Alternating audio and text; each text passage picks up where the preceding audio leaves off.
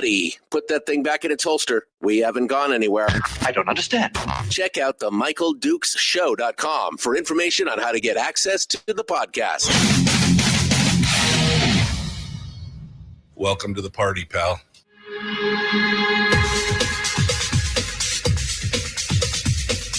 The Michael Dukes Show. The greed and the entitlement is astounding to me. What more could you want from a low-budget radio program? This is a dumpster fire. That was just BS. It is time to get a new perspective. We know just what you need, and we've got just the cure. Open wide and prepare for a steaming hot cup of freedom. I just don't fathom it. The Michael Dukes Show, streaming live across the world. Oh, yeah, live around the world on the internet at MichaelDukesShow.com and across the state of Alaska on this, your favorite radio station and or FM translator. Hello, my friends. Welcome to Tuesday. I know you're scared. I know you're scared. It's okay. It's okay. It's going to be good. We got lots of great information for you today and lots of numbers. It's Anthony in the chat room just said, it's time for Angry Number Tuesday. No, it's not angry. It's informative and enlightening. And you'll feel better when it's all over. It'll be fine.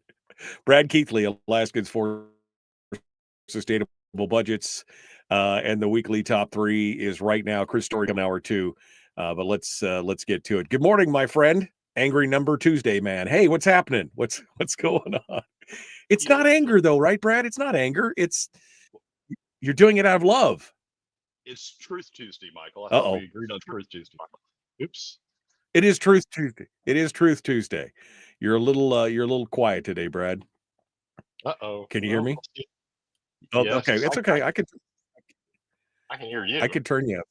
Okay, let me turn you up. Let me just turn you up a little bit. That's okay. All right. Let's try that. Yeah, there you go. There we go. Nope. All right. Nope. Stop touching. Don't touch it. Don't touch it. I got it. All right. Brad Keithley, Alaskans for Sustainable Budgets, the weekly top three. Today, some good stuff, Brad. I mean, there's some interesting information in there, and I will finally say that there is seems to be some truth coming out. You're going to start off here in the number one with a look at Alaska's budget situation and the battle over who pays.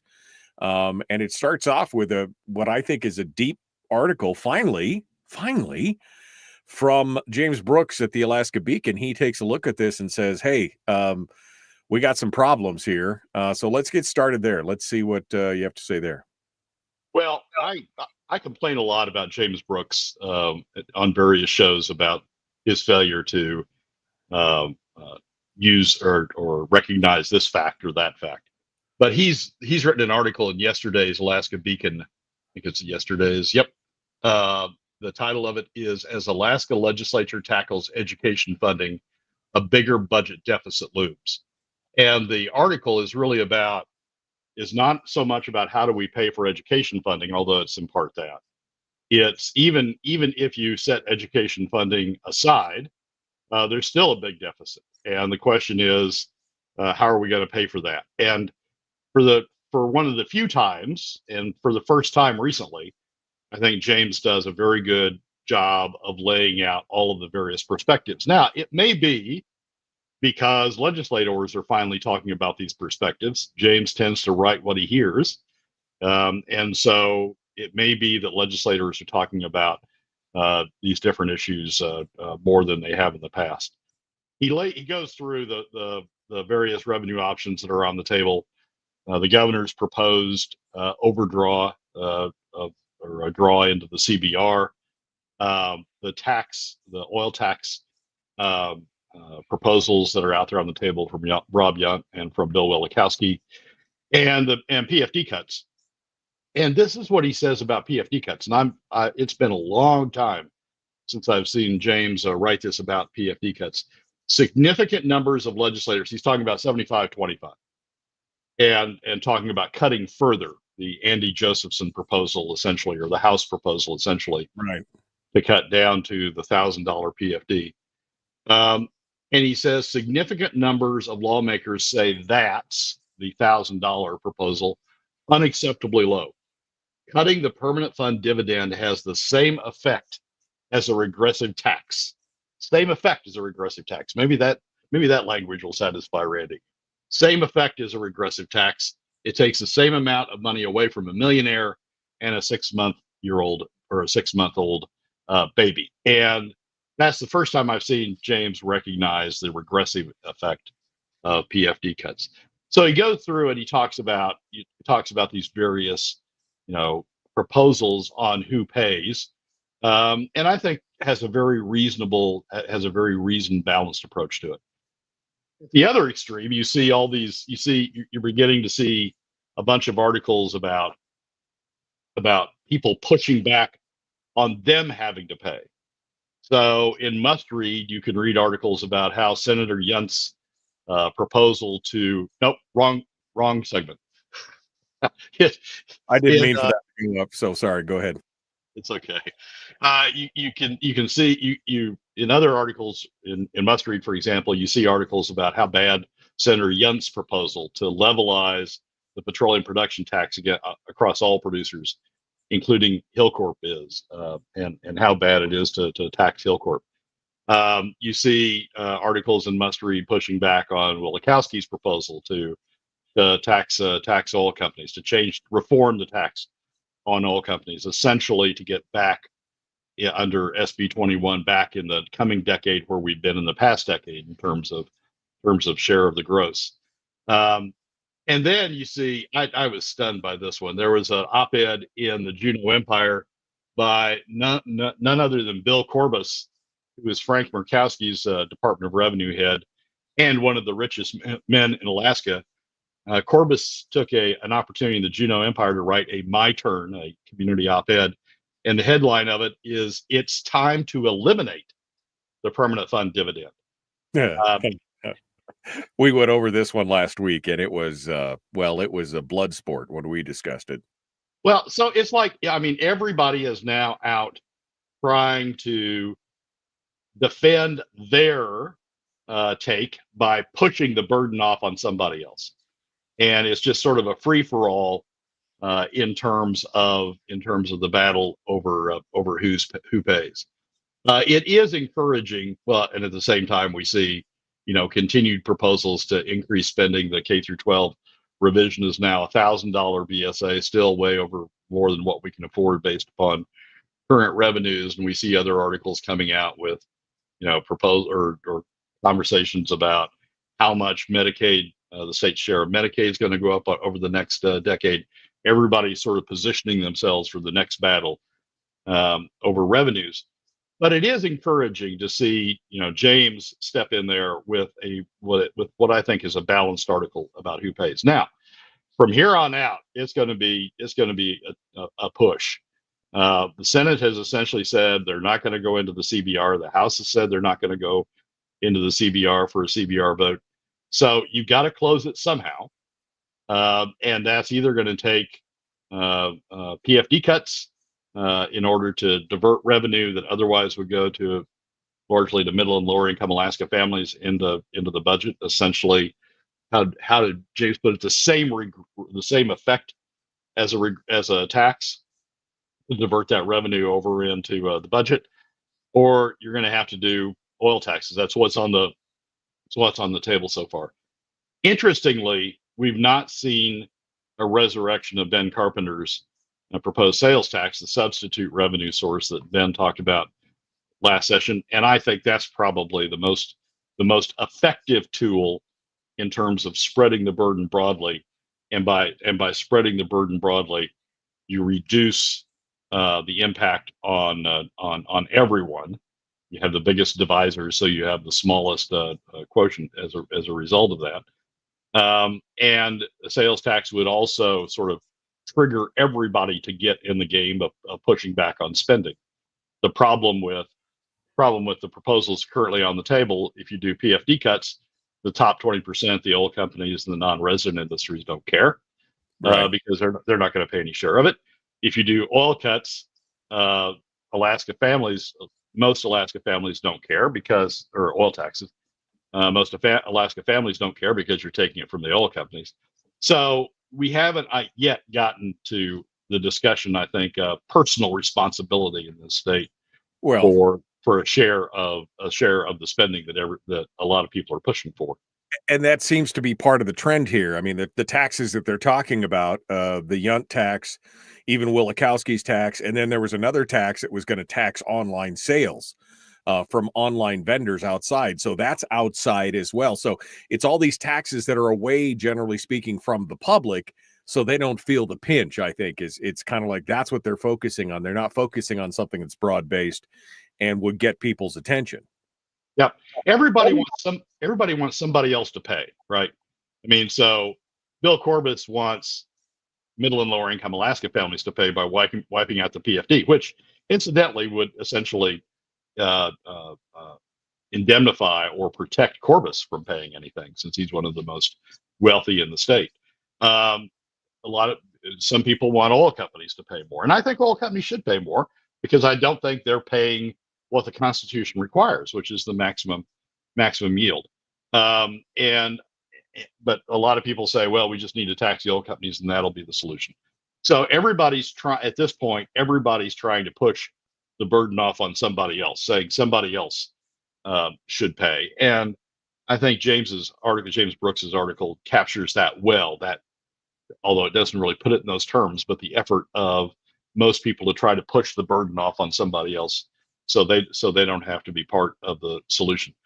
But what we really need to get to at some point is a tax or a revenue approach that creates incentives for everyone to push back on spending. Right now, we've got a revenue situation which encourages some people to push back on spending, but it's largely middle and lower income Alaska families who don't have a lot of political power, while the top 20% of the oil companies and the non-resident industry sort of get off the hook. We need to be taught. We need to start putting on the table a revenue base, a revenue approach that engages everyone across the board, from Natasha all the way down to the 6-month-old baby that James uses, and get everybody engaged in the process of pushing back on spending, because it's going to affect them if they don't. And that's that may be too far a stretch for this session, but you're going to run, when you look at where this budget is going, when you look at the trend lines, even taking K through 12, the K through 12 increase out of the equation, when you look at the trend lines where this is going, the deficits get deeper and deeper and deeper and Right. deeper and deeper. And so we're going to have to be talking about that at some point. And again, I have to say kudos to James. He talks about that even with just with holding the spending from last year, we're in a deficit. And then he points out that this fiscal year, we're in a deficit, $165 million. He said even the lawmakers face a second problem. In the current fiscal year, the one that ends on June 30, the state is also running $165 million deficit. I mean, this has been coming, and we've been saying it, and just like all of a sudden, it's like everybody's like, oh, wait, you mean we're spending more than we're taking in? How is that? When did that happen? Right? I mean, this is like all of a sudden, it's shocking. I tell you, shocking. Yeah, it's like Gary Stevens at the beginning of the session said, well, I didn't know we had this budget problem. Well, you could have seen it coming if you just would have looked at numbers, and you can see it getting deeper and deeper and deeper. Oil prices are trending down. If you look at the futures market, oil prices are trending down significantly from where the fall revenue forecast had them. And if you watch that trend and watch where oil prices are going over the next decade or so, now what the futures market are saying, it just gets even deeper still. But even if oil prices hung on to what the forecast, the fall revenue forecast, even if they hung on to that, we're still heading for bigger and bigger deficits. I think what we're seeing is the beginning of the who pays battle, the war over who pays, but we're far from seeing the end of it. And I think we're only going to see the end of it when we create a revenue approach that broadly bases the revenues so that everybody starts pushing back on spending. Brad Keithley, Alaskans for Sustainable Budgets. The weekly top 3 continues. Up next, the full-on raid on the permanent fund. It's in the middle of happening right now, and Brad's going to talk about that in just a moment. Yeah, hashtag who pays. We continue in just a moment. The Michael Duke Show. Common sense, liberty-based, free-thinking radio.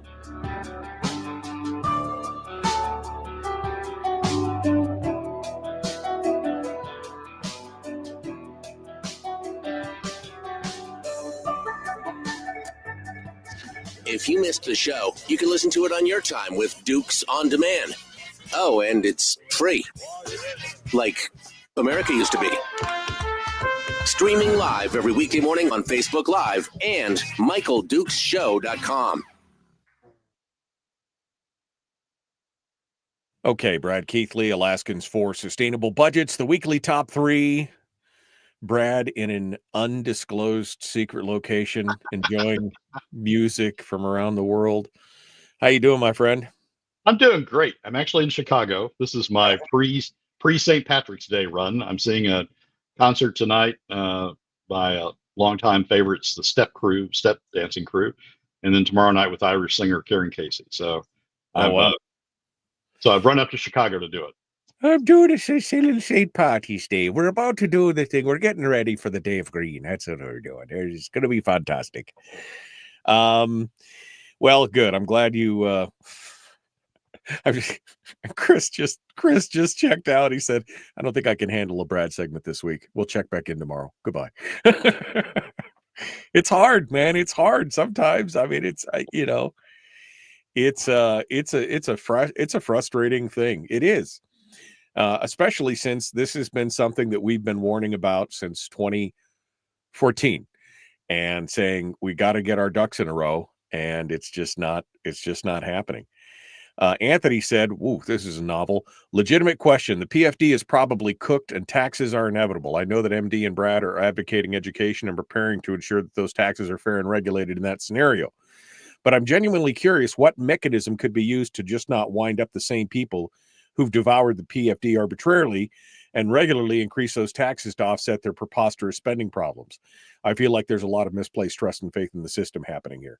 And Anthony's asking the question that I've asked Brad for years, that while I agree that we need to have the discussion, I don't want taxes, because my fear has always been that Parkinson's principle will rule supreme, which is, government spending will fill up to expend all the available monies kind of thing. So if we increase revenues by having taxes or anything else, that they'll just be sucked up. And Brad, you've had an answer for this, but the problem is it's 2 parts. You've got the tax part, and then you've got the spending cap part. And can you get them both passed at the same time? That's part of the problem, right?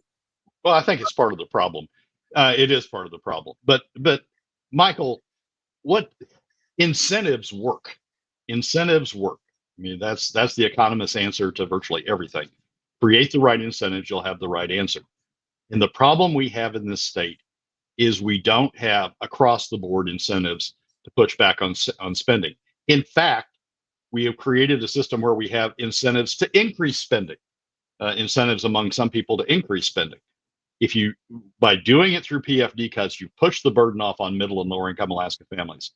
And so the upper income, the top 20%, the oil companies and the non-residents have had a free ride in terms of free government. They haven't paid for the costs of government, increased costs of government in the case of oil taxes, because we haven't changed oil taxes since 2013.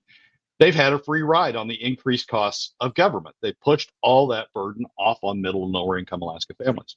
The only way you're going to stop this is to create incentives on everybody to push back. And to do that, you have to have a broad-based tax. Ben Carpenter was exactly right. You have to have a broad-based tax to engage everyone in pushing back on spending, because if they don't, they will pay a share of it. And as long as we keep going down that road of not having a broad-based incentive to push back on spending, particularly where the incentive to spend is on those who have political power, upper incomes, oil companies, and the non-resident industries. As long as you have that type of incentive system, we're going to have increased spending. I mean, we're going to talk in the second segment about the new place they're going to try to avoid having to pay for government. They're just going to invade the permanent fund corpus themselves, or the permanent fund corpus itself, and that will continue their free ride, free government that they don't have to pay for. We have to create the incentives for everybody to push back. Right. Well, and it has to be a holistic approach. Again, that was the big thing that the working group came out with, was that it has to be a holistic approach. It can't just be one thing. There's no single magic bullet. It has to be a comprehensive overhaul. And that's the one thing that they apparently don't want to do. They don't want that. All right, Brad Keithley, Alaskans for Sustainable Budgets. The weekly top 3 continues. Let's do it. Here we go. We're jumping back in right now.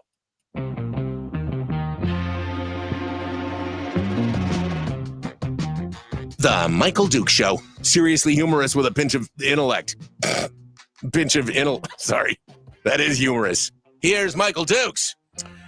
All right, Brad Keithley, Alaskans for Sustainable Budget, is our guest. We continue on with the weekly top 3 now. Brad is about to tell us about the full-blown attack and raid on the permanent fund itself, which, again, that was one of the first topics that I covered when I started this show back in 1999. That was one of the first topics that we covered, because at the time, that was the first attack on the POMV, or on the PFD with a POMV draw. And they were talking about it back then. And I said, the one thing that they want is they want access to the corpus. And this was the first step. Brad, they're saying the quiet part out loud now. Yeah, Michael, there was a hearing last week at which they had the permanent fund executive director and the chairman of the permanent fund board up to discuss the permanent fund. And the entire discussion was around, I mean, just to cut to the chase, they put a lot of nice words around it, but a lot of discussion around how do we get at the permanent fund corpus. The problem that they're facing is that the permanent fund is not earning enough to fund the POMV. And to James's credit, in James Brooks's piece that we talked about in the first segment, he talks about that also. That part of the problem with the permanent fund is that it's not generating enough money to cover the POMV draw. And so when they've got that situation, it's not generating enough money to cover the POMV draw. And let me put a parenthetical in here. That's been helped along by the $8 billion raid that Bert Stedman did of taking $8 billion, an additional ad hoc $8 billion out of the permanent fund earnings reserve, and putting it over in the corpus earlier in this decade, earlier in the 2020s. Bert did that, and nobody ever thinks about, well, what if we still had that $8 billion in the earnings reserve? But separate and aside from the $8 billion, the permanent fund is not earning enough money to cover the POMV. So the answer to that's one of 3 things: reduce the amount you're taking from the permanent fund, reduce it down to what the permanent fund is actually earning, or go in and look at what the permanent fund's earning, and look at whether they could earn more. We're going to talk about that in just a second. Or the third is, the easy step is, well, let's eliminate this barrier to getting at the corpus that the Constitution creates by creating the two separate accounts, the earnings reserve and the permanent fund corpus. Let's eliminate that barrier so we can just get inside the permanent fund corpus. And the proposal to go to merge the 2 accounts together is nothing more than a raid on the permanent fund corpus. You wouldn't need to merge the two accounts together if either the permanent fund was producing enough to cover the POMV draw, or if you were going to observe the barrier created by the current Constitution. But they don't want to do that. They're now talking about raiding the permanent fund corpus. The thing that I have trouble with is it's not only the Senate majority that has a bill in to do that. The Senate minority, James Kaufman, has proposed a bill that was signed off on by all of the members of the minority. Now, I'm sure there's rationalizations and explanations for why they're doing that, but it's being taken broadly as acquiescence by the Senate minority in the Senate majority's proposal to raid the permanent fund corpus. And that's something that's surprising to me and something that's troubling to me. I mean, Kaufman, I sort of understand because Kaufman came out of the majority. The only reason he went to the minority is because the majority wouldn't put him on Senate finance, and he wanted to be on Senate finance. So he shifted over to the minority. He's always had that. He's always been a proponent of using permanent fund dividends, cutting the permanent fund dividends, and has been a proponent of this sort of merging before. I'm just surprised that the other members of the Senate minority agreeing to that. But let's step beyond that for a second. Let's talk about what the permanent fund is earning. I did a column last Friday with a lot of help, with a lot of input from others. A column last Friday that looked at what the permanent fund would be if we'd invested it differently than the permanent fund invested. And if Michael, if you can put that chart up, that would probably help at this point. Here we go. So what I did in the column is I went back to FY20, the beginning of FY20, which is July 1st, 2019. And I tracked what the permanent fund did in terms of growth. And it's in the blue. It's the bottom line. And that's what the permanent fund, the first of year, the end of year amounts of the permanent fund have been, balances of the permanent fund have been since FY20. And then I went back and I said, okay, so what if the permanent fund had invested, instead of how it invested, with all of those fees it's running, $880 million in annual fees most recently, instead of all those fees, what if the permanent fund had just put all of the money into an exchange traded fund, an ETF, and put it into the S&P 500. Now the S&P 500 goes up and goes down. It's a lot more variable than what the permanent fund's invested in. But let's just go look at what would have happened. And the red line is what the balances of the permanent fund at the end of the year, at the same point as the balances we've got for the blue line. The red line is what the balance of the permanent fund would have been in all the years since FY20 if we just invested all of it in S&P futures. And you can see that the value of the permanent fund would have skyrocketed under that alternative investment approach. When we get to January 30, 2025, the permanent fund, as it has been invested over this period, has a balance of $80 billion. If it had been invested in S&P futures or the S&P 500 ETF since FY20, the balance would be $118 billion. The difference in the POMV 5% draw would have been significant, would have been about $1 billion by now and going forward. So you can see that there are alternative ways of investing the permanent fund that produces much higher returns than what the PFC producing, what the current approach is producing. Why are they doing it this way? Why are they doing it the way they're doing it? Well, they will tell you they're doing it to mitigate risk. You can see that the S&P bounces around. So in FY 2021, it was 67 billion. It would have been 67 billion. In FY 22, it would have been 91 billion. In FY 23, it would have been back to 79 billion. And then it grows from there. But it has a high variation. The way the permanent fund invests, they don't have those sorts of highs. They don't have those sorts of lows, and they will tell you that they're investing to sort of keep it even. But you can see that under that investment approach, they've got a levelized line from FY23 on, while the S&P is climbing rapidly. I'm not entirely advocating, or I'm not solely advocating investing in the S&P 500 as a way of, or ETF funds that look like the S&P 500. I'm not saying that's the only way you could do it, but what I'm suggesting is there are ways you could do a lot better than what the Permanent Fund Corporation is doing. So rather than pushing back on that and saying, wait, are you guys investing this the right way? You're not earning enough to cover the POMV draw. That's a big deal. That's a big issue to us because we're relying on we, the legislature, are relying on the POMV draw. So we need to wipe out the barrier between the earnings reserve and the POMV or the permanent fund so we can get at the corpus and keep our 5% draw.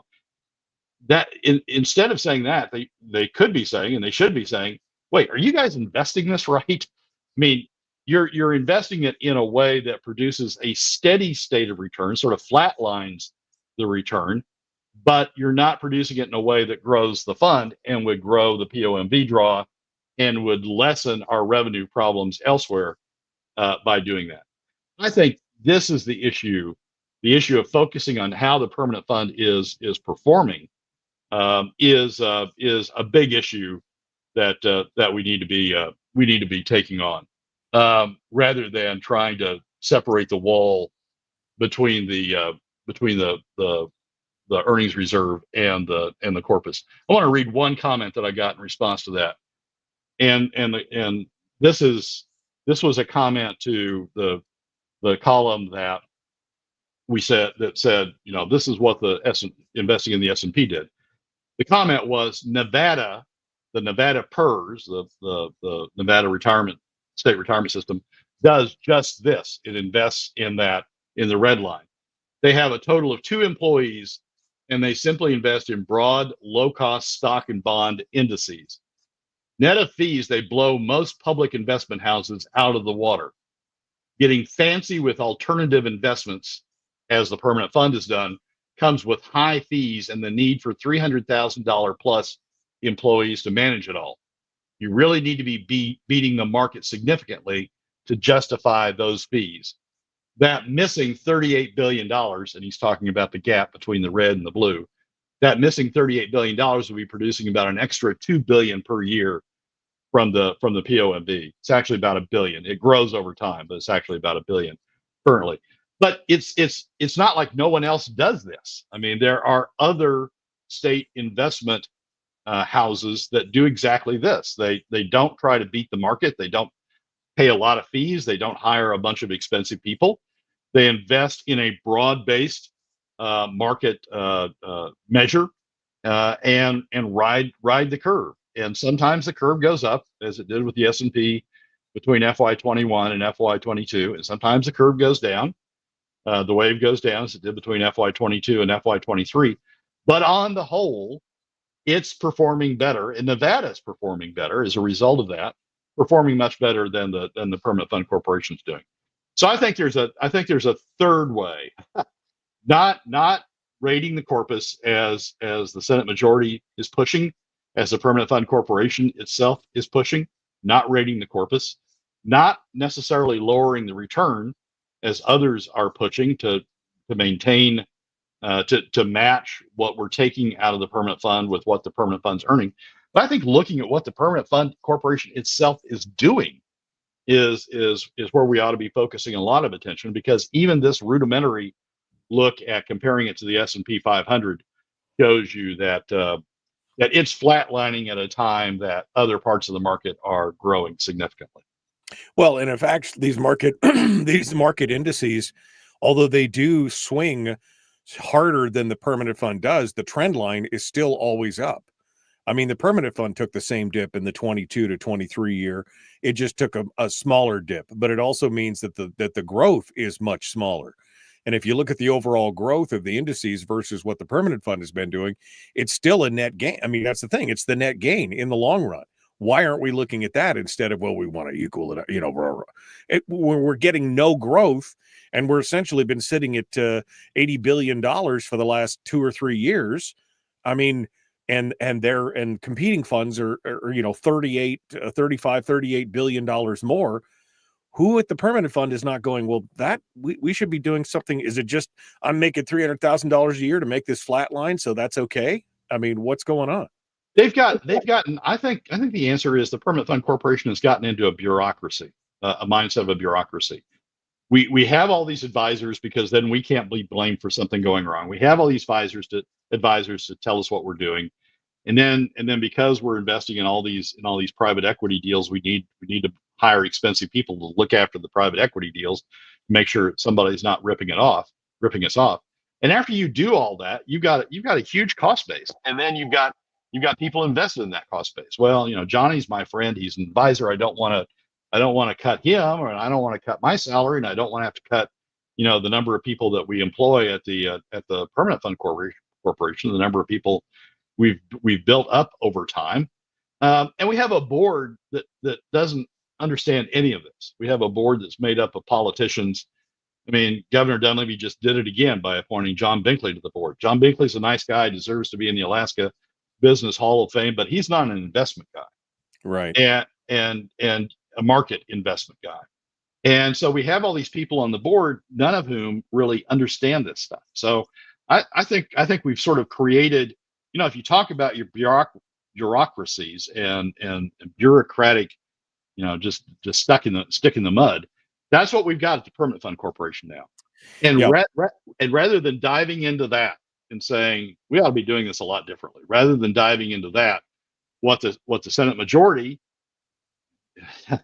followed by the Senate minority are doing is saying, well, that's where we are. So let's just take down this wall between the earnings reserve and the corpus and go after the corpus. What we have here is a failure of leadership for somebody to say, whoa, wait a second. This doesn't make any sense. Why aren't we just looking at the indices and going from there? All right, Brad Keithley, Alaskans for Sustainable Budgets. The weekly top 3 continues. And we've got one final segment dead ahead, which starts with AKLNG is great. Sort of. Maybe. Brad will tell us all about that up next. Don't go anywhere. We're back with more right after this. Don't go anywhere.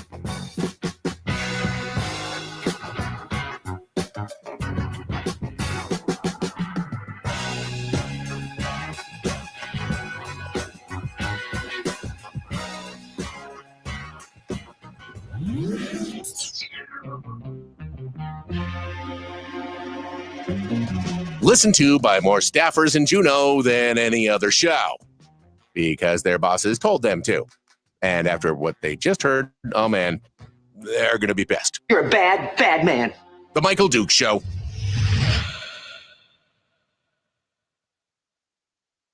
Brad Keithley, Alaskans for Sustainable Budgets, the weekly top 3. Bruce Tangeman is in the chat room. He says, please clarify, Brad. I believe the Senate majority plan is to sweep the statutorily protected ERA into the Constitution-protected corpus, thereby taking it completely off the table from raids. Why are you falsely claiming it will be raided? It will all be under constitutional protection. It's already constitutionally protected, Bruce. Constitutionally protected from having taken out of it any more than what's in the earnings reserve. What the proposal on the table is to combine the two accounts together and allow the 5% draw to continue, which necessarily will take a portion of it out of the old corpus. So It's already constitutionally protected. We don't need constitutional protection. We've already got that with the earnings reserve. What the earnings reserve is a hard stop. If the permanent fund doesn't earn any more, if it doesn't earn enough to cover what's being taken out of it, then you don't get to take any more. There's a constitutional protection there. Right. What's on the table is the proposal to merge the two and allow access to what's now in the corpus in order to continue the 5% draw. My understanding of the proposal is that the percentage of the draw is set by statute, that it's constitutionally protected, and that it's held to the POMV amount, but that the amount could be varied by statute instead of by constitutional amendment, because it's got to have a one-time constitutional amendment to allow them to have access to it. And so that is the big problem. They could say 5% today, but tomorrow it could be 6 or 5.5 or 7 or whatever we decide. In fairness, the constitutional provision that the Senate majority has talked about includes 5% as a cap on what can be taken out of the combined account. But the problem is it allows taking additional amounts more than what the permanent fund is earning. So if the permanent fund only earned 4 or 3 or 2, it would still allow the legislature to take out 5 out of the permanent fund and invade what's now in the corpus in order to make up that difference. Right. And yes, that's Bruce just said, but the ERA is not constitutionally protected, hence the rates and overdraft. But see, that's the thing. It's a hard stop. You can only take what's in it. So if there's only 3.5% worth in the ERA at the time, that's all you get. 3.5%. Boom, you're done. Stop. Full stop. You can't go into the corpus. That is the firewall. Yep, And what exactly right. what they're proposing is removing the firewall. So if there's only 3.5% in what would be the ERA, and they have their new plan, they could draw that extra 1.5% out of the corpus of the fund, and that could happen year after year after year. And pretty soon you've eaten the seed corn. You've killed the golden goose that's laying the egg. That's the problem, Bruce, and that's always been my fear, is that somehow they would get their tentacles into the corpus of the fund, and that's what many politicians have wanted for years. Yeah, we did a column, maybe a couple of years ago when this proposal was first gaining traction, and looked at what the effect of taking 5% while the fund was only earning 4% over an extended period of time was. And it's clear. I mean, the corpus of the fund keeps going down and down and down because you're taking more out of the corpus, or you're taking more out of the permanent fund than it's generating. That's the problem we've got now. I mean, James Brooks is right in the article. The problem we have now is the permanent fund is not generating enough to fund the POMV draw. It's exacerbated by that $8 billion ad hoc draw that Bert took earlier, but it's not generating enough to cover the POMV draw. And the earnings reserve protects you in that situation by saying, the current constitutional provision protects you in that situation by saying, well, you're only earning 4. When you drain the ERA, that's it. Hard stop. Can't do any more. You can't go into the corpus to get your extra 1%. What the proposal that the Senate majority is pushing is, it says, yep, you get 5% no matter what. So you can keep going in. You can go into the corpus to get that additional percent. It removes the protection the constitutional protection is currently embedded in the Constitution. Bruce says that is a problem if that's their true intention. That would certainly not be an endowment fund such as the Harvard. But again, you don't have to look at look at their past history, Bruce. That's the problem. Look at their historicals.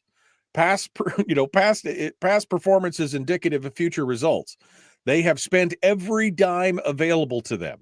And if they had, well, look, we got to do it. We got to do it because. So it's not just their intention. It doesn't have to even be intentional. It just means that's situational because that's what they've done every time for the last 15 years, Brad. And we build up this cost structure, this spending structure that has to be fed. So you're going to get to the point where where you're only producing 4% earnings.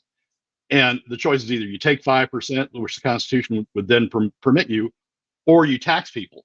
What they're going to do is take the 5%.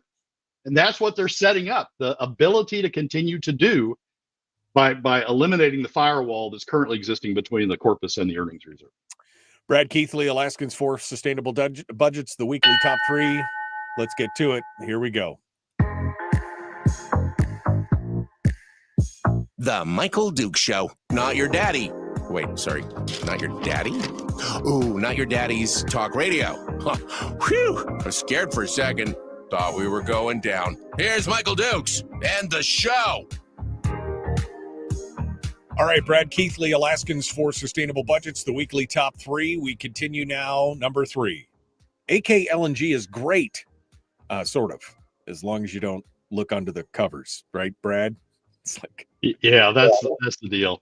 There's been a lot of press about President Trump's comment about the AKLNG, the Alaska LNG project, in his address to Congress last week. There's been a lot of follow-on in terms of comments by particularly Senator Sullivan, Governor Dunleavy, and others about, oh my gosh, we're on the way. We're rolling right there. And you had some comments out of representatives of Korea and Japan and even Taiwan, people that President Trump is trying to market this project to, about, oh yeah, we're interested in that. But here's the deal with AKLNG, and here's the deal, since the very beginning of the project, back when we realized there was gas in conjunction with the oil, that's coming out of Prudhoe Bay, and the question was raised, how are we going to market the gas? Here's the problem with it. Every time you look under the hood of how you would do this, and the costs involved, and the term involved, the term of commitment you would have to make to the project with those costs to be able to do the project, people go, whoa, I didn't understand that. I mean, I didn't realize I was going to have to invest 40, 60, whatever the heck the number is at any given day, $1 billion to build this project. I didn't realize I wasn't going to get gas out of it or LNG out of it for 5 years. And I didn't realize I was going to have to make a 20 or 25 year commitment to amortize all of the costs in order to make this project go. So what you're hearing out of Taiwan and Korea and Japan is the response to a statement by President Trump or others. Hey, we got this great project up in Alaska. We need to build a long pipeline. We need a lot of investment to do that. But when we get down to Tidewater, the price will be very competitive with what's going on in the world, and we'll sell it to you at a competitive price. So we need you to help us invest in this project. You'll get LNG out of it. You'll help our balance of trade in Trump's world. You'll help our balance of trade, and you'll get a competitive product out of it. And so Japan and Korea and Taiwan, listening to that sales pitch, go, yeah, it makes pretty reasonable. I get a competitive price. You're promising me a competitive price, a long-term competitive price, because I have to stay with this thing for 20, 25 years. You're promising me a long-term competitive price, and it's on the Pacific Ocean, and it's near where I am, and I get to make you happy. I get to make President Trump happy. So yeah, heck yes, I'm interested in that. Let's do that. Let's go down the road on that. Here's what happens. It's what happened every time since the 1970s when we realized we had a bunch of gas up at Prudhoe. Well, here's what happens is you start looking under the hood, you start pricing out what you have to do, you start looking at the investment you have to make, you start looking at the period of time over which you have to commit to continue to buy this stuff at the price, because it's a fixed price. It's a fixed price. I mean, you've sunk the costs into the pipeline. It's not the variable cost of the gas that's the big driver for the Alaska pipeline. It's the fixed cost of the pipeline. So you've sunk the cost into the pipeline. You have to make this long-term commitment. And then you look at what's going on in the rest of the world in terms of LNG development, and you go, wait a second, this is not a really good deal. And you sort of start backing away from it, and saying, well, we're going to study it some more, or we're going to start a task force, or we're going to put together a consortium to really look at this thing hard. And you start looking at ways to sort of weasel out of your beginning discussion of making a commitment to it. And that's the history with this project, and it's going to continue to be the history with this project. We talk now about it being a $40 billion project or a $45 billion project.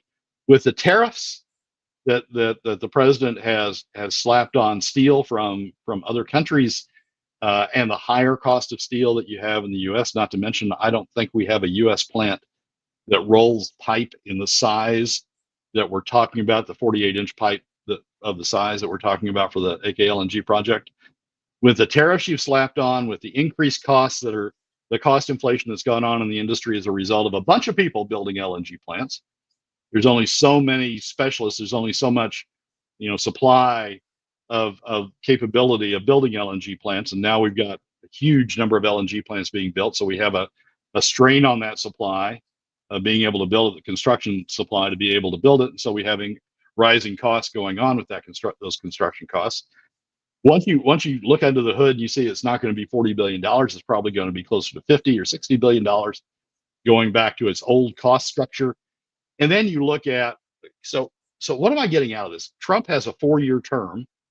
He wants me to commit to it now, but this is going to roll into the president after that, and the president after him, and the president after that, president after that, president after that, and they may not, they may do things that make this a lot more costly or a lot less commercially attractive than what President Trump is suggesting it is. And really, all I have to do is sort of wait out his 4-year term, and get to another term, another president, and talk about other things, because other things will be important to them. Alaska won't be important to them. So yes, a lot of discussion about it now. It's great the president brought it up. It's great you have all these people talking about it. But I've been there for a long time. Once you look under the hood and once you see the economics of this thing, you start backing off and you start making excuses about, well, I just need to study it a little bit more, or we need to have a new cost projection before I really commit to this, or I don't want to commit for 20 years. I want to commit for 10 years. And all of a sudden that blows the economics out of the water. Well, they can say all the right things, right? They can make all the right noises for the next couple, 3-4 years, and then all of a sudden it's over, because this is a long tail situation. It's not like they're going to build it in the next 2 years. Even if the federal government decided to pony up the, upwards of $80 billion that I think the pipeline would probably cost, it's not going to be built in that time frame. So they can keep making all the right noises and basically assuage Trump, in the short term. But will they stick with it? And that's always been the problem with the gas. We all want the gas. We all want to be able to use it. We all want to be able to burn it. But the economics, the financials just don't work. And that's been the whole problem the whole time.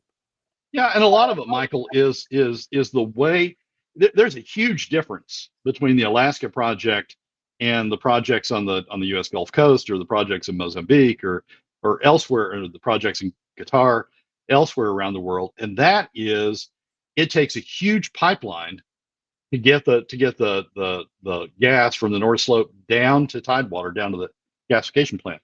And what that means is the sunk cost, the fixed cost component of the Alaska project is a lot higher than all the Tidewater projects. The Tidewater projects can vary their price because they can keep going up and down depending upon what the gas cost is, or the gas price is.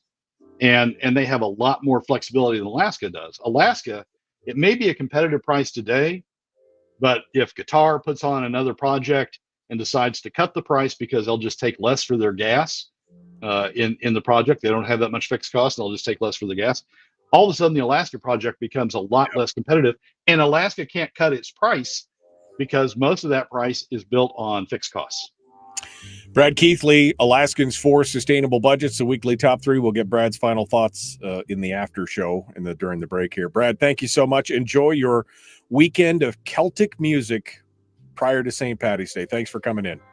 Michael, as always, thanks for having me. All right, folks, we're out of time for hour 1. Hour 2 is dead ahead. I have some thoughts. You probably knew that. We're going to continue. Plus Chris Story in hour 2. It's all dead ahead. The Michael Duke Show.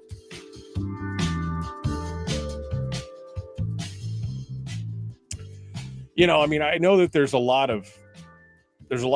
of positivity. People are excited. Maybe the president will, do this as a national security deal. Maybe they'll put it. But again, the problem is, unless we've got people, unless you got somebody locked in, and who wants to be locked in for 25 years, it's gonna be an issue. I would love to see it. That's the thing. Henry's in here like, you guys are always poo-pooing. No, look, it's the economics of it, Henry.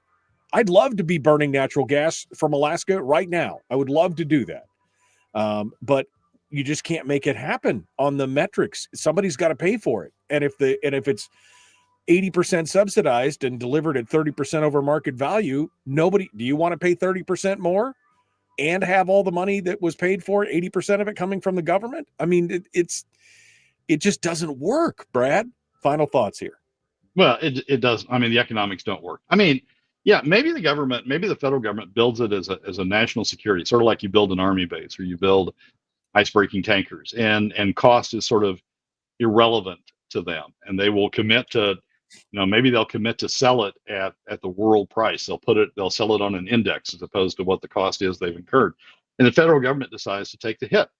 Yeah, maybe that happens, but in an environment where we're already the nation's already hugely in debt, and we're trying to cut down on spending. You think there's going to be a huge wave of support in the other states for federal of $50 billion or $60 billion, or maybe if the federal government builds it, an $80 billion, as you suggest, boondoggle. I doubt it. It's always great in concept. I mean, I remember the first time I heard it. It was great in concept. Yes, we're going to build an LNG line, and yes, it's going to be economic, and yes, it's going to be great. It was great in concept, but then you get under the hood, and you start facing up to the cost. You start facing up to the term that people have to commit to those costs, to that economic structure, and it's just a bridge too far for those who are concerned about the economics to cross. Well, we're going to watch what happens, but again, I'm not holding my breath. That's the thing. Bruce says, bingo. That's AGDC's golden ticket in their mind. Price doesn't matter now, right? They're going to tag it to some kind of index and say you're just going to pay this flat rate, and the government will pay for it, and yada yada yada, and they will all be vindicated. The problem is that there's still reality. And again, he only has 4 years, and this project would not be done in 4 years. There's just no way that this project. Yeah, you can easily see people making these commitments and slow walking the implementation of the commitments. We need a lot of studies before we go down this road. Yeah. Slow walking the implementation of these commitments. And then at the end of the 4-year term, Trump's no longer there. The tariff threats are no longer there. Yeah, well, it was a good idea at the time, and I've just seen that go on time and time again. Yeah, Rob makes an interesting point, which is why I think it's going to be $80 billion. He said, assuming the $44 billion price tag from 2016, just adjusting for inflation puts it at $59 billion. That's not even counting the increased price of steel. So, yeah, I mean, that's like I said, I think it's closer to $80 billion by the time you're all said and done. And what state out there is going to say, Alaska with only 700,000, why would we spend $80 billion there, right? I mean, again, even if it was a national security issue, even like that, like we talked about those pipelines on the East Coast that were built during World War II because they weren't economically feasible, and the federal government built them because they had a need. But we're not at war. It's a harder sell than we're facing Nazi domination or Japanese imperialism, and so we have to do it. We're not facing any of those things right now, so it's a much harder sell. And the other thing, Michael, is once we start down that road, once we say, okay, we're going to have a federal government subsidized Alaska pipeline or Alaska LNG project, the senator from Louisiana, Bill Cassidy, is going to say, well, what about my projects? I'm building LNG projects here. Why don't I get federal subsidies, or the Texas people, they're building LNG projects. Why don't we get federal subsidies? I mean, you start going down and again, I've seen this time and time again. You just start going down these rabbit trails, and you get to the end, you're just exhausted, and you realize this project is just not economic. I mean, it's great in theory, but it's just not economic once you put all the pieces together. And I think Henry is encapsulating the feeling of a lot of Alaskans who don't understand the metrics. Go ahead and keep propaganda to not ever build or use our own gas. If not now, then when? Drill, baby, drill. Build that pipeline. Transport that LNG all over to Alaska to provide cheap heat, hot water, dry clothes, cook, and power off-road vehicles. Wake up and stop disparaging. Support. I can support it all I want, Henry. I can't build it myself. You can't build it yourself. You've got to get the bean counters involved, and the bean counters will look at it, and they will laugh you out of the room. Because it's not economical. As much as we want Alaska gas, for all the reasons you just laid out, it's not economically. I don't know how to tell you about the economics of that more. If you don't understand that the economics don't work, I don't know what else to tell you. I mean, it's a lot of money and a lot of commitment, a lot of long-term commitment, and there are just better opportunities out there in the world. Yeah, I mean, the better way to do this at this point, I think I agree with Rob. I mean, Rob's put that proposal in for a resolution to get an exemption to the Jones Act, to get a waiver for the Jones Act for Alaska for LNG tankers only. That would be one way to do it, to get it done in the short term, but nobody seems to be interested in that either. Nobody wants their ox to be gored. They don't want to give an exemption to the Jones Act to Alaska. They're making money. Why would they want? I mean, it's a whole thing. It's a whole thing. All right, Brad, final thoughts here real quick, 30 seconds. Well, Michael, I guess the Chinese proverb, may we live in interesting times. We're certainly doing that. I think we're going to see a huge fight the rest of the session about who pays, and the battle over who pays. And I'm going to be there with my popcorn watching. Yeah, exactly. We're going to watch Rome burn. We'll be fiddling while Rome is burning at this point because I just don't see any other way. Brad, thank you so much. Good to talk with you. We'll see you next week. Michael, as always, thanks for having me. Folks, we're out of time. We got to go. The Michael Duke Show, Common Sense Radio.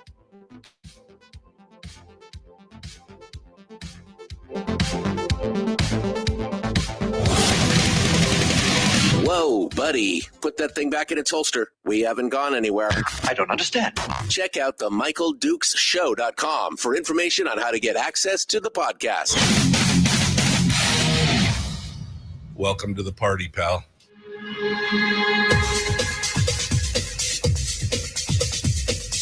The Michael Dukes Show. The greed and the entitlement is astounding to me. What more could you want from a low-budget radio program? This is a dumpster fire. That was just BS. It is time to get a new perspective. We know just what you need, and we've got just the cure. Open wide and prepare for a steaming hot cup of freedom. I just don't fathom it. The Michael Dukes Show, streaming live across the world. Live around the world on the internet at michaeldukeshow.com and across the state of Alaska on this, your favorite radio station and or FM translator. Hello, my friend. Thank you for coming in and being part of it and joining us here this morning. I appreciate you coming on board and sharing your thoughts and your time with us as we go over a lot of Alaska issues here on the program. It's what we spend the majority of our time on, is what's going on here in Alaska, because I truly believe that it's one of the few things that we can have a direct impact and a direct effect on. We can get caught up in national politics and everything else, and but we can only really affect what's going on in our own backyard. And so it's good to have you on board here. We just finished up with Brad Keithley with Alaskans for Sustainable Budgets and the weekly top three big issues that were going on today. We finished with LNG, Alaska LNG, and I want to tackle that here for just a moment. Chris Story is going to be coming up in the final segment of the show today to give us a little bit of a uplift and some life coaching and some positivity, because we always need it after dealing with Brad, because Brad lays down some hard truths, and it's never comfortable when we're done with Brad, that's for sure. But I want to tackle this AKLNG thing here, go kind of in reverse order, because in the chat room, we've got one of our listeners here, Henry, has been making he's making some points, and he wants to and I think he encapsulates the viewpoint of a lot of folks out there, and I think unfortunately his understanding of this is the understanding of many Alaskans. And I'm not trying to pick on Henry. I'm just saying this is the problem, is that most people don't understand the metrics, the economics, of how this works, or how the markets work, how investment and discovery, exploration, and development of gas works. They just think we've got the gas. Let's just do it. Let's just do it to it. And so it started off early on in the comments when Brad was talking about this LNG project and how it all looks great. It all looks good until you look under the hood. It's like you walked onto that used car lot, and the, the car, man, it's a mint 69 Mustang Mach 1 fastback, with the shaker hood scoop out through the hood. And it looks great. The paint is shined. The upholstery is uncracked. It looks like it's clean, looks like it's low miles. It's beautiful. And then you crack open the hood and you see that it's got a Chevy engine in it. Somebody's abominized it and put something else in it and everything. It looks great until you look under the hood, right? Or it has no engine at all, kind of thing, right? But they still want top dollar for it. They still want as if it's a fully restored Mustang. That's what they want from you, and it has no engine. That's the problem. Every time you look under the hood and you realize it doesn't work. He started off by saying, look, Brad and Mike, sure, it's expensive to build a gas line or even provide LNG to Alaskans by tanker trucks. But once it's built, look at the great energy benefits, the great benefits with cheap energy to Alaskans. This sucks. See, the problem is that once it's built, it's not cheap energy to Alaskans. Again, the Wood Mackenzie report. Wood Mackenzie is the firm that does all the studies on oil and gas and everything else. They're like one of the world standards, right, on these kind of projects. Even the Wood Mackenzie report said that with an 80% subsidy, meaning private industry only had to participate at 20%, 80% is picked up by some government somewhere. It still delivers gas at 30% above market value. So it's not cheap energy. It's 30% more than what's available in the world. He went on to say, go ahead, keep propagandizing to not ever build or even use our own gas. Drill, baby, drill. Build that baby. Build that pipeline. Transport that LNG all over Alaska to provide cheap heat, hot water, dry clothes, cook, power off-road vehicles. Wake up and stop disparaging. Support it. We're not we're talking. Here's the thing. You see anybody talking about something that you believe is right, as if we're disparaging it. And we're just pointing out the raw economics of it. It's not that I don't want Alaska gas. Dang, I want Alaska gas. I want it right now. I mean, I would love to have it. I would much rather burn Alaska gas than gas from wherever, you fill in the blank, from any other country. I'd much rather do that. But the problem is that there is nobody lining up to create, to develop, to build a pipeline, to invest the sunk cost in doing it, or anything else. There's nobody who's nobody. If it was a good deal, if it was doable, they would be lining up. If they didn't have cheaper, better options for gas around the world, they would be lining up to take on Alaska's gas. And here's my second question, and it's the same thing that Brad asked at the end of the last hour. Do you really want the federal government stepping in to nationalize, essentially, something like this and to pay for it when the federal government's $34 trillion in debt? Maybe it makes sense as a national security issue, maybe, but that's a hard sell. Because if they're going to do it in Alaska, what about Louisiana, as Brad just pointed out? What about the other states that have energy projects like this that need to build a pipeline where it's not economical? Will they then be walking to the federal government hat in hand and hand out to say, please build this so that we can export? I mean, I would love it to happen. I would love for us to have Alaska gas. It's not that we're disparaging it. It's we're trying to be realistic in the actual outcome. We have been talking about this gas for years. We've been talking about how it's just around the corner for years. We have spent millions of dollars, upwards of $1 billion, on AGDC and other agencies trying to make this work over the course of years. And it just doesn't factor. But what Henry is saying, I think, is what a lot of Alaskans are feeling, especially when they don't understand the metrics or the economics of how this stuff works. Again, I'm not trying to poke him or throw him under the bus. I'm just saying this is how a lot of people feel. I mean, we would,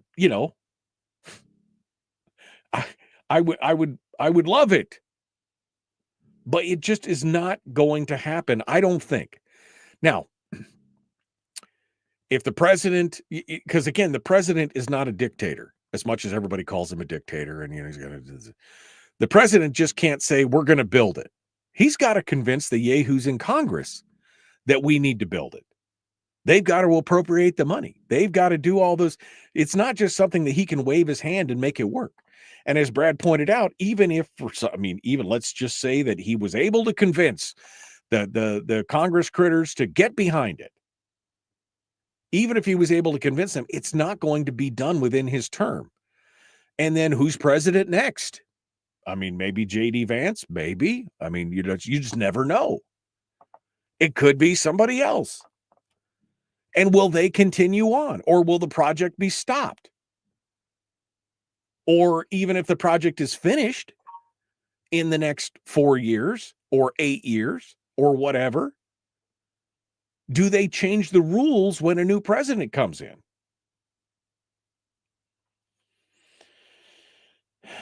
It's crazy. It's crazy. And so while I agree in sentiment with what Henry's saying, I'd really love to see if we had built a pipeline, and I don't even know how much it would have been then, but if we had built a pipeline in parallel with TAPS, right, the Trans-Alaska Pipeline, if we'd built a gas line in conjunction with the oil line, which was actually built into the plans. I don't know if you know that, but if you go back and look, and you could see it on many of the bridges where the pipeline crosses rivers and creeks and waterways, that there's trestles that are 2 wide, 3 wide, 4 wide that have empty slots, because initially the initial design phases had called for an LNG line to be running in parallel with the oil line. And if we had built it then, we would be having a totally different conversation. We could have takeoff points. We could have, there's so much that could have been done, but it didn't happen. It didn't happen. It would be a totally different world. And as much as I would like to see Alaska gas being burned in the local electric association and in the heating and just have it, it cannot be done as it sits right now in an economical fashion. It's just one of those things. Barbara does make a valid point. She says, yet we can build pipelines in other countries. Yeah, again, I don't think we should be. I don't think we should be building them there, and I am hesitant to say we should build them here. There is an argument for national security. There is an argument for national infrastructure. But at some point, you got to ask the question, is that government's job? Is that government's job? No. Rick just said, I went to X and asked Grok if it's cost effective to build the Alaska pipeline now. Nope, not at this time. Too many factors are not positive. You're right. It probably would not be effective to build TAPS right now. The only reason it's effective, the only reason we're, still making money is because we had that sunk cost all those years ago when it was economic. Do we wait for the market to turn? So the market for gas goes, I don't know. But it's not just a matter of saying we're going to build it because we don't have the money as a state. It would take every dime of the permanent fund to back it. And no private investor is going to jump in there and do it, because otherwise they would have done it already. That's part of the problem. All right, we're going to talk a little bit about James Brooks's article in the Alaska Beacon. James is a very good writer, and I've chastised him in the past, not personally, but on the program here, because he seems to miss some things, like, again, the economics of some situations. But his latest article, he seems to be really, really hitting it here. And so we're going to talk about that here in just a minute. We're going to be back with more. The Michael Duke Show. Common sense, liberty-based, free thinking radio. We'll return right after this.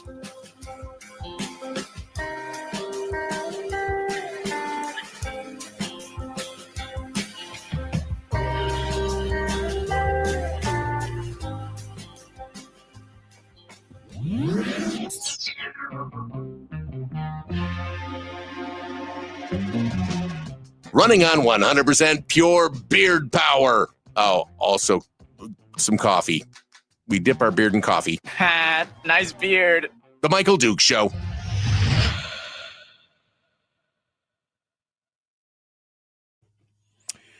Okay, we are in the break, and we are ready to go. Let me see here. I'm sorry. I'm just dragging a few things around here, trying to make this sound a little better. A little better. What do we got here? Where is the... there it is. Okay. Sorry, I'm dragging some stuff around here to make it all color beautiful. Okay.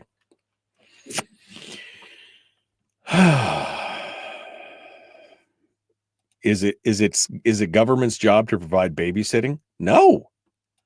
Right? No, Frank, that's what we've been talking about. Brian also brings up a valid point. Remember, the gas is an integral part of the oil production scheme. It's keeping the reservoirs pressurized. So would there be an economic hit owing to lower oil production? Yeah, how much gas would they, if they, depending on how much gas would be shipped out, how much would that lower the pressurization, and would it affect oil production? That's a question. I don't know how much it would. Frank's going to go through everything that's government's providing right now and ask if it's government's job. The answer is no. To preempt your long series of posts here, Frank, no. Most of the things that the government does right now is not government's job. But we've been inculcated through our education system and through the government schools and everything else to where people are just like, well, sure, that's government. Sure, that's what because the answer to every question, the solution to every problem is government. That's what they're saying. Yeah, they just every solution, it is government. But we're going to talk about this article from James Brooks, which I think it's a pretty good piece. And again, he's finally saying the quiet parts out loud that we should have been, do it.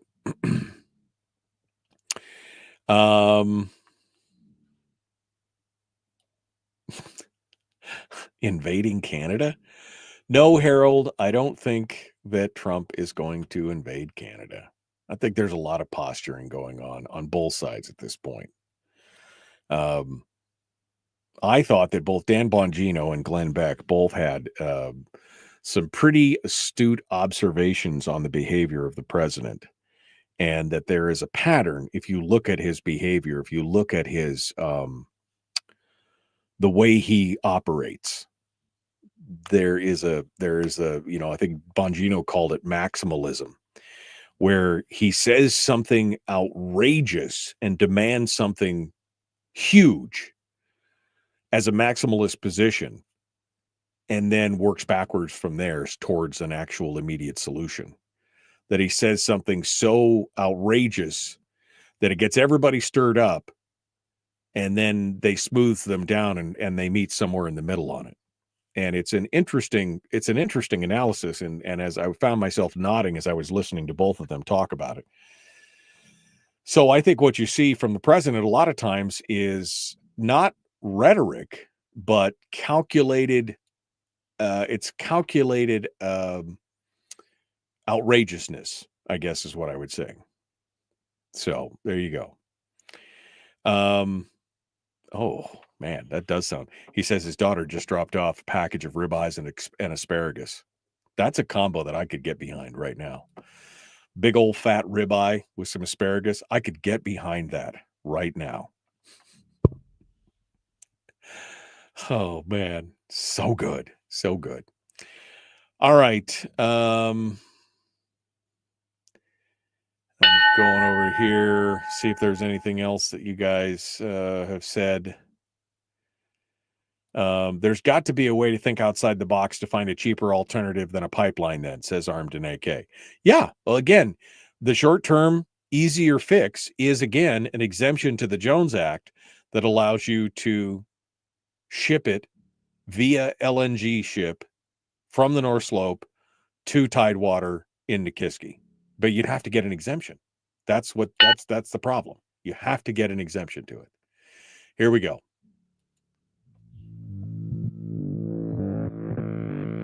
Public enema number one. Oh, wait, sorry. Enemy. Public enemy number one, which makes more sense. On the other hand, he's a little bit of a pain in the Michael Duke show. Okay. We're continuing on with my thoughts and analysis of what we discussed with Brad Keithley in hour one. If you missed it, you should gird up your loins and then go listen to the podcast. That'll be up later this morning because Brad's, it's always like blood shooting from my eyes kind of stuff. But it's always good stuff. It's always got some good discussions. So we're going to continue onto this because Brad referenced in his first segment this article from James Brooks over at the Alaska Beacon. Now, James is a good writer, and I think he always has some good insight, at least somewhere on an article. If I've had any complaints about James, is that he, generally speaking, only gets he only usually gets like one side of an issue, or it's at least lopsided in disproportion. Like he gets like one paragraph from an opposing viewpoint, and then the rest of the story is about the pro viewpoint. You know what I mean? But this article that's in the Alaska Beacon from yesterday, he's actually finally addressing some of the financial issues that we're having in the state, and he's going through it, and it's a good article. It really is. Now, maybe it's like Brad said, where James mostly writes about what he hears in the Capitol. That's what really drives his writing. And so maybe more lawmakers are finally talking about this, to which I would finally say, well, it's about damn time that you've been talking about this, because we've been talking about this on this program for years. And I told you so. Not that that helps, but I told you so. So he starts off talking about the K-12 debate, right? The funding formula. He said, initially they were looking for $1,808. Even Himshoot has admitted that was like pie in the sky. They were shooting for the moon in the hopes that they'd hit orbit, right? That was what they were hoping for. Now they're down to $1,000 BSA increase instead of 1,808 or whatever the number was. And so that would bring a price tag of about $275 million a year. But as Brooks points out, that's a big tag, especially since we're already running a budget deficit. And he goes on to talk about how we're talking about fiscal year 2026, which starts on July 1st, and we're already underwater. That we're already underwater for 2026. That more than half of the money that is needed for the $6.2 billion in funds is what they're expecting to spend is going to come from the permanent fund, the number one source of money, oil revenue, as well as other taxes and sources of money is expected to generate about $2.4 billion. And that's still not enough. Still not enough. The governor proposed spending $7.7 billion during fiscal year 26, which would have created a $1.5 billion deficit. Now, the biggest item in that, the reason his is $1.5 billion more than what the Department of Revenue is projecting, is because he called for a full permanent fund. He called for a $3,800 per person permanent fund. And that's how much, by the way, you would have gotten for a statutory permanent fund if they had stopped taking, if they had not taken your money, if they had not cut into the permanent fund and started treating it as revenue. That's the kind of money you would be taking home into your family for every PFD recipient, period. Both of the House and the Senate, of course, laughed at the governor's idea of possibly having a full PFD. The dividend amount it's coming out of the House right now is $1,400.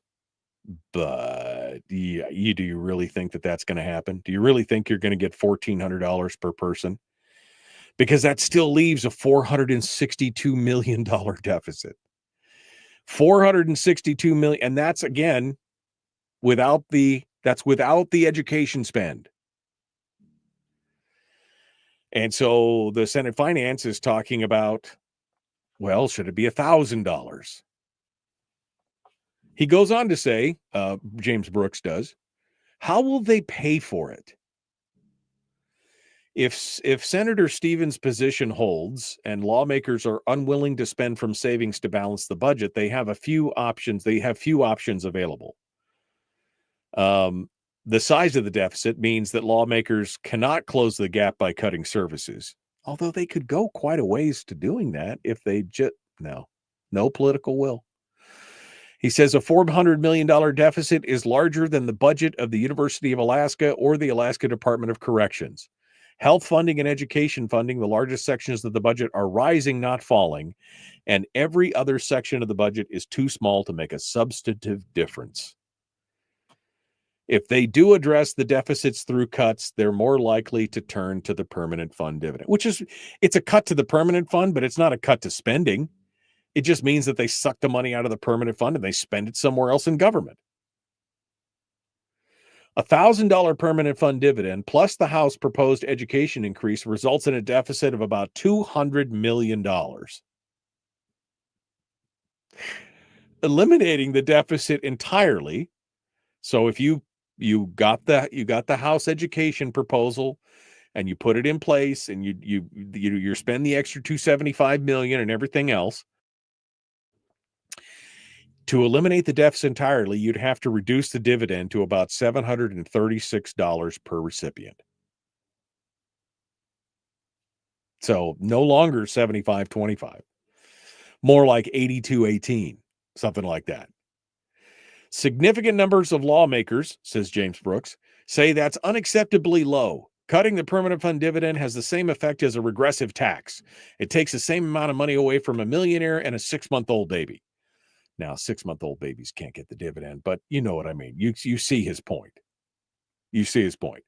A 1-year-old toddler and a millionaire would pay the same amount of money. It's a regressive tax, or has the effect as of to satisfy Randy, has the same effect as a regressive tax. So the 736 is a bridge too far. I mean, right now, maybe in a couple of weeks, maybe that's a different story. He goes on to talk about how a lot of legislatures are talking about increasing revenues through mineral and resource production, and the Trump administration. And this is what we heard from people like Jubilee Underwood and some others, which again, I mean, that's great if you want to get your maximum sustainable yield from your resources. I'm all about that. But that's a long-term deal. There's no short-term. It's a long tail. That's a 5 to 10 year process before you start to see any revenue. We're in deficits now. What do you do now? Goes on to talk about Rob Yunt's bill that would change the way that the state handles oil company revenues and taxes. It goes to talk about Wielechowski's reducing a per barrel oil tax credit, which I'm not necessarily against. But it goes on. And then this is where James really shined. And it really kind of shocked me because he's again bringing it out here, something that most people don't know, aren't paying attention to, and don't understand. There's another deficit that complicates the factors. Lawmakers now face a second problem. in the current fiscal year that ends this June, so just a couple, 3-4 months away, the state is also running a deficit. According to the numbers presented to the House Finance Committee last Thursday, the deficit's expected to be $165 million. Now, there's a new revenue forecast expected this week that could cut that figure down, but it's not going to erase it. $165 million. By the way, oil is also expected to go lower. So 165 million at current pricing. What does it mean in the future? Now, we could spend some savings to do that, but they're all against the savings because that would give any kind of leverage to the minority, and right now they don't want the minority to be able to do anything. But at least James Brooks is actually saying again the quiet parts out loud. He doesn't say this, but the read between the lines, essentially, as you read the article, you realize we're broke. We are broke. Even the most rosy estimates puts the deficit for next year at $462 million without cutting the permanent fund down to nearly nothing. And that doesn't account for the deficit for this fiscal year. And before we put the cart before the horse, again, what if oil drops out the bottom? What if oil goes from 80, 79? Now, what if it goes down into the 50s or 60s in, this next year? What does that look like for next year? What does that do to the revenue forecast? I mean, it's a huge, huge problem. And the problem is exacerbated by the behavior of this and prior legislatures, which is they have never seen a dollar they didn't want to spend. Old Natasha von Imhoff, what was that in 2019, 2020, 2021, when all of a sudden they had this a batch of, they had some surplus money, and she's like, we got so much money, we don't know what to spend it on. That's the problem. When you get a surplus, you don't squirrel it away, you don't reduce things, you expand. The whole thing is just painful to watch. But it's a good article from James Brooks. You should go out and read it at the alaskabeacon.com. I'll post links up in the chat room so that folks can do that. Oh, thank you so much. I appreciate it. Also, a reminder on Monday, this coming Monday, I just got a reminder from the chat room from Tim. I will be off this coming Monday because I'll be traveling. I have to go to Fairbanks. To broadcast the Open North American Championship sled dog races. And so I will actually be traveling back on Monday morning because it's a little harder to get to Homer than it is to get to Anchorage. I'll be traveling back Monday morning during the show, I'll actually be in the air. So there will be no show on Monday. We'll be back Tuesday with Brad. That'll be fun. That'll be great. Tomorrow's program is Full Boat, Will Stapp and Mike Shower. And then on Thursday, the day after tomorrow, Melissa Burnett from the Fairbanks North Starborough School District. So it should be a fun time. So good time this week. But I'm off on Monday because I can't be in two places at once, and they frown on me setting up all my studio equipment on the airplane. Plus, I just don't think that in-air Wi-Fi is that great. So we'll be back with more right after this. The Michael Duke Show. Common sense, liberty-based, free thinking radio.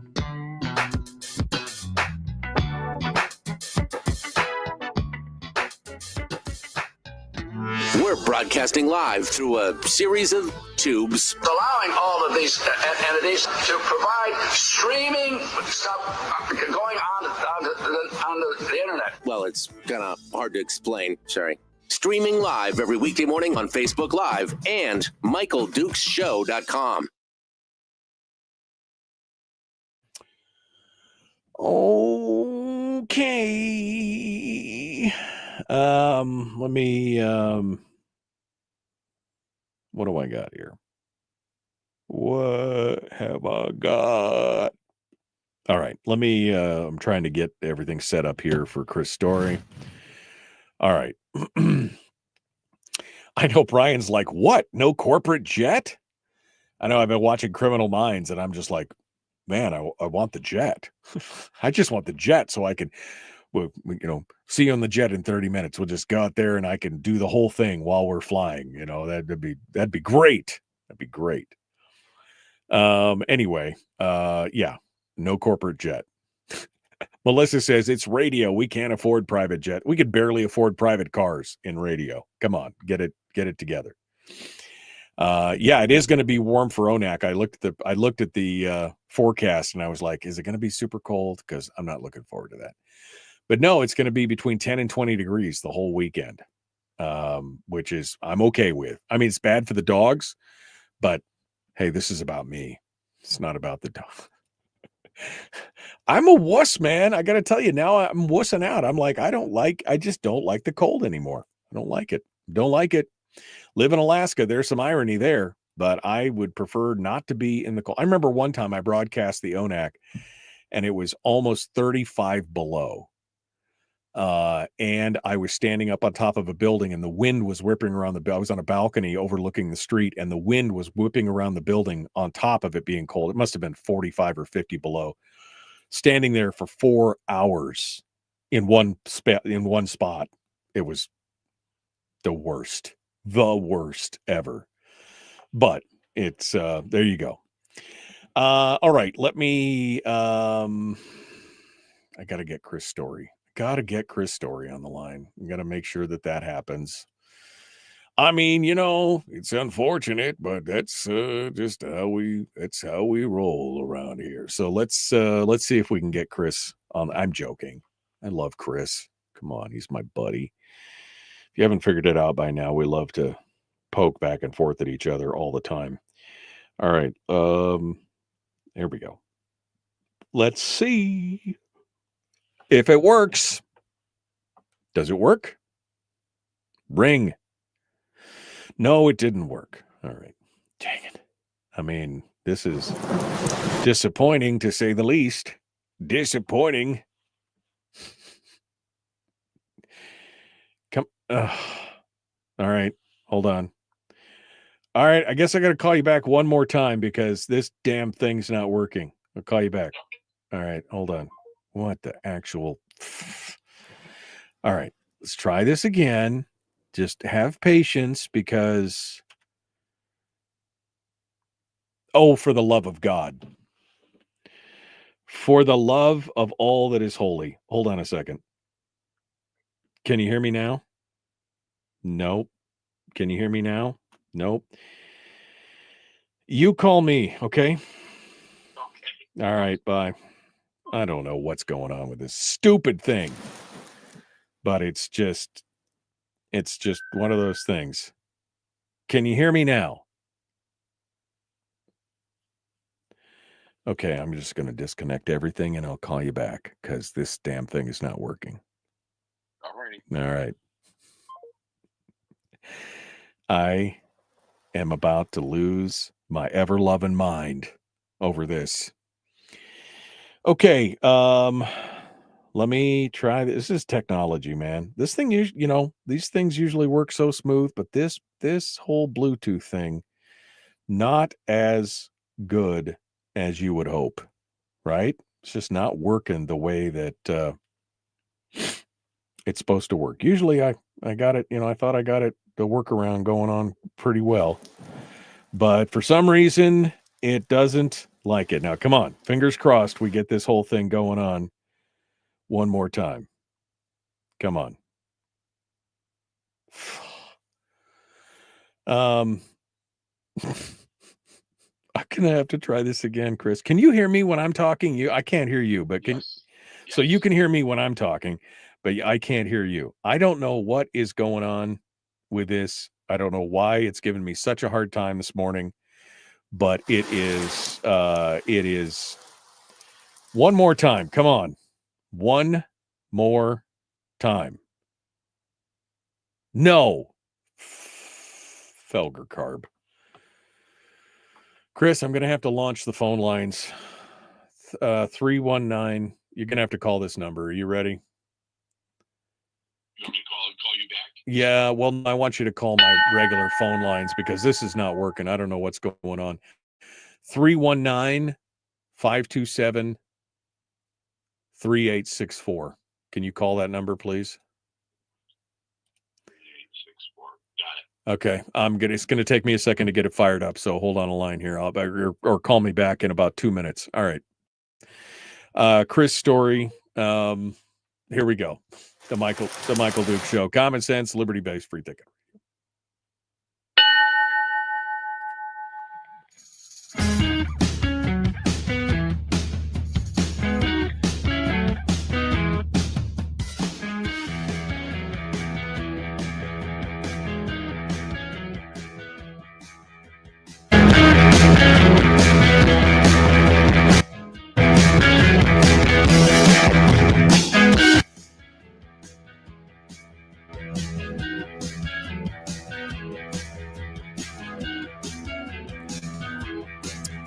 Okay, I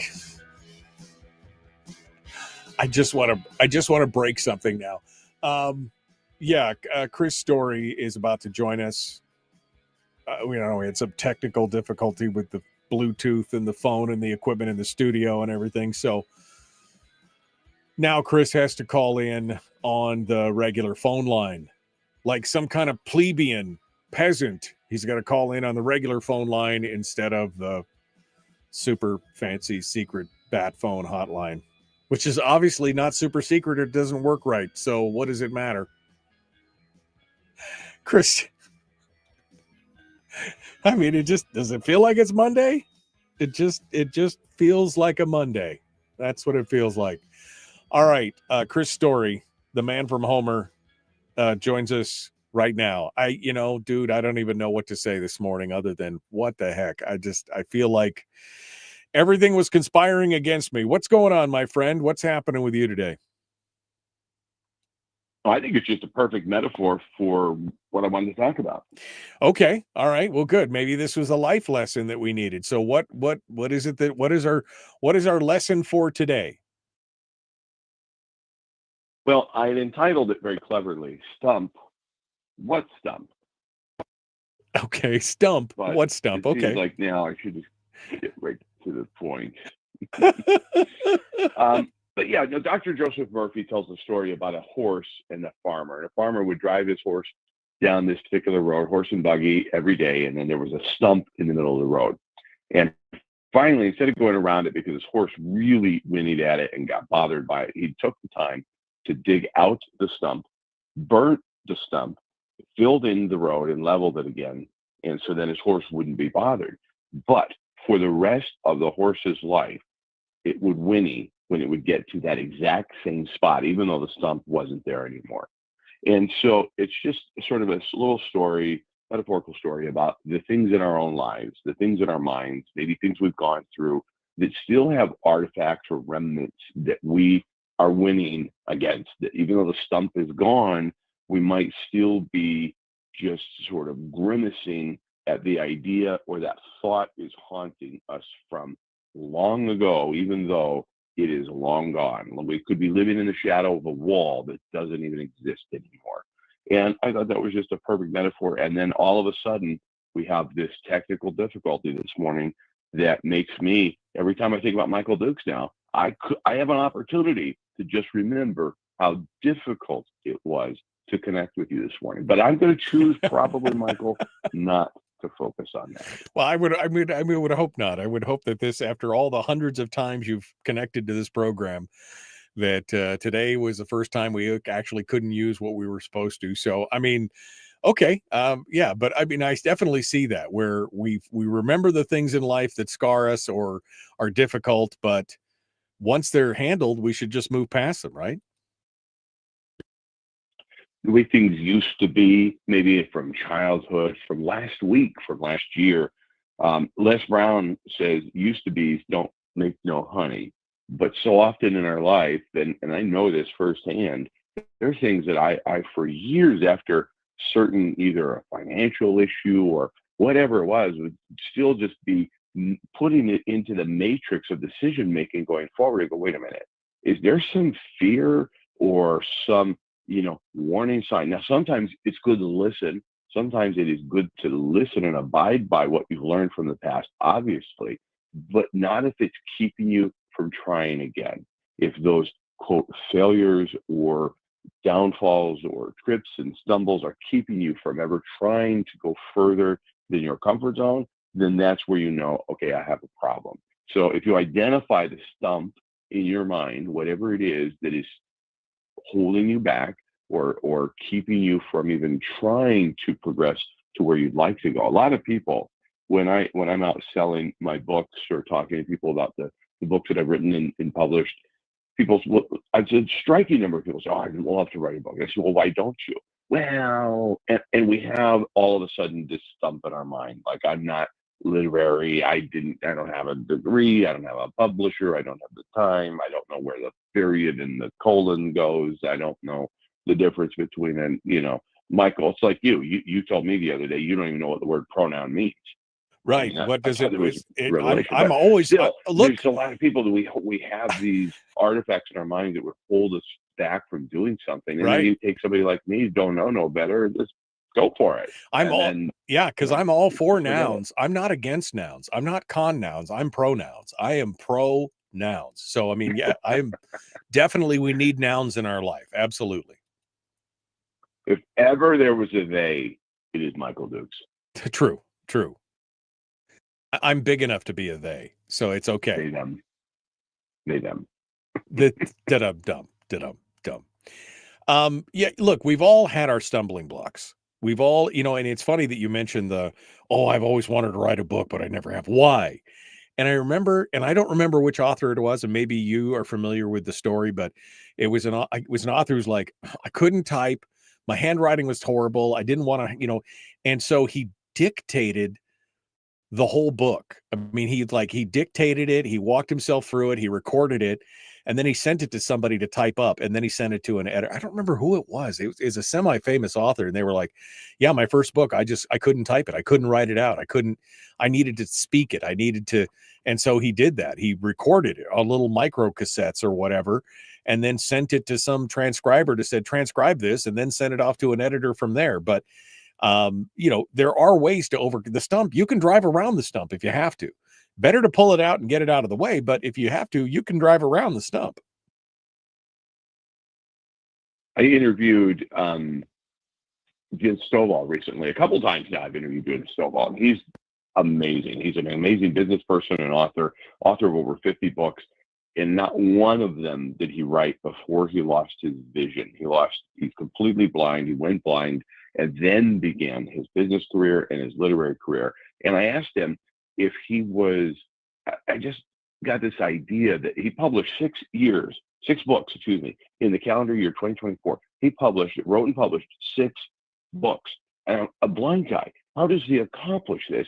And he dictates every single one of them. And I said, I'll bet you anything, you don't get held back by sentence structure or, does this go here? You just tell stories. And he said, that's exactly what it is. But that's just one thought. It's like, okay, do you want to write a book? Go for it. Do it. What's holding you back? Do you want to start a business? Do you want to get fit? Do you want to do something? Do you want to get a relationship, get out of one that's not serving you? Do you want to avoid certain things? Whatever it is, there could be a stump in your mind that you're wincing at every time you get near it, and it's not even there anymore. So if you identify what that is, go about uprooting it, replacing it. And I think this is the idea. You don't just stop a bad habit, you replace it with something better that serves you. Same thing with your consciousness. If you'll replace the stump in your mind with something else, and it could just be the moral of what you went through, it could just be a summary, it could be a replacement affirmation. When you catch yourself living in that shadow, replace that instantly, and you'll be training your subconscious mind to get rid of that stump and ignore it. Chris, sometimes that stump, though, it's not just a little old flat stump. Sometimes it feels like it's a building, right? It's the Empire State Building. That's a big stump, right? So how do we whittle it down? To keep with the wood metaphor, how do we chop that thing out? How do we drag it out if it seems like it's so huge that we just can't get? I mean, what's your suggestion? Wayne Dyer told a story about this woman. I can't remember her name, but she wrote a poem. I don't like poetry that doesn't rhyme, first off. But anyway, they called it a poem. So I'm going to repeat the idea that it is a poem. And a woman said she walked down a street, fell in a hole, got out, went down another street. The next day, walked down the same street, fell in the hole. And then she started to go down that same street, but try to avoid the hole. And then she said, then I was free. And I went down a whole different street. So I think to your point, maybe you just walk around it. If it truly is a building, and some things are so traumatic in our lives that maybe they can't be replaced with some sort of mantra or affirmation, I understand. Just go down a different street. It's not that you're denying that it happened or exists somehow in your consciousness, but don't let it rule your life. Go down a different street, because you truly were born on purpose and with a purpose, and nothing, and I mean nothing, should be holding you back from that. Of course, these things work best when you can give us an example out of your own life, because we love to examine your life and see all your foibles and everything else. So what do you replace? If you have a stump, can you give us an example of a mantra that you've used to overcome a stump in your life? Yeah, absolutely. You know, so I, for years and years and years, let the notion, let the fact that I did not graduate high school not hold me back from trying things, but it still held me back in my mind to a point where I felt diminished in certain capacities. And it was a gentleman handed me a book, and it was called, and I've talked about it many times, The Real Estate Buy and Hold Strategy. And his name was Charles Hoff. And Chuck handed me that book and he said, if you'll read this, it will, because he knew. He said, you going to college? No, I'm not going to college. I didn't graduate high school. And he said, you read this book and it will be equivalent to a 4-year degree in real estate, a college degree in real estate. Not only did I take him at his word, I burnt the stump, I tore up the stump, and I never went back down that street. It did take me a little while. It wasn't instantaneous, but now I celebrate it, Michael. I say, I've got a PhD in life. I've read over 1,000 books. I've got a massive library and a portfolio of properties. And I go back to that conversation with Chuck and say, thank you, sir, for replacing this inferiority complex in my mind with the equivalent of a college degree. Even though we know it wasn't, I never got to protest, and, wake up in a fountain, well, you didn't, blacked out. You know what I mean? What are you saying? Some of those. You're saying you didn't experiment in college? Okay. All right. I got it. All right. Chris Story, the man from Homer. You can hear him today at 1 p.m. on KPEN, the state, and KGTL, the stations down here in the peninsula. Of course, you can go to ilovehomeralaska.com to hear all of his works read by a truly monumental audiobook reader, or get them in paper form as well. Chris, as always, my friend, good to talk with you. Thank you for coming on board. Thank you, Michael. Thank you for struggling through. We made it. We made it. We made it through. Thank you so much. All right, folks, we're out of time. Tomorrow, Will Stapp and Mike Shower, The Michael Duke Show. Be kind, love one another, live well.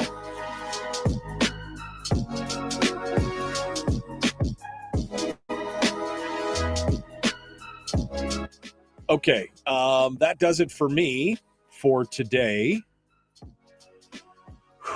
Man, I feel like I need to take a nap now. That agitated me. All right, we'll be back in the morning. I love that. Melissa says, I love the segment today. Thank you, Chris Story. You know, I know a lot of people drop off. Like, we were at like 65 viewers at some point here. And then when Chris comes on, it drops down to like 35 to 40. And I just think that those people are missing out on a great little, it's just a great little segment. I always feel better after talking to Chris. The guy is a ray of sunshine. As much as he gives me flack, he is a ray of sunshine. And I just love having him on the program. And quite honestly, when he can't come on, I feel a little bummed, because there's some good stuff, man. Some good stuff. And you could do worse than listening to a guy like Chris Story. For sure. All right, folks, we got to go. We will see you tomorrow with Will Stapp and Mike Shower.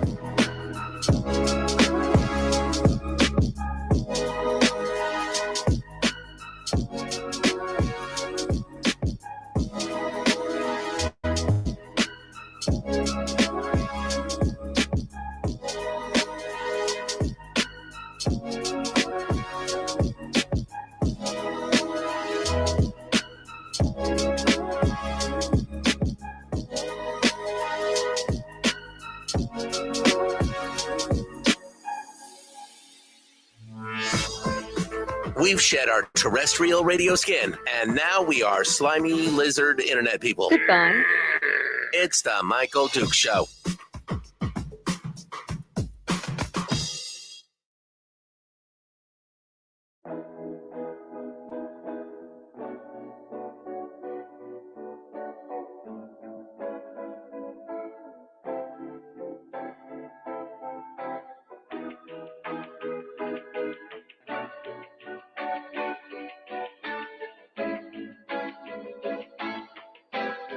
Well,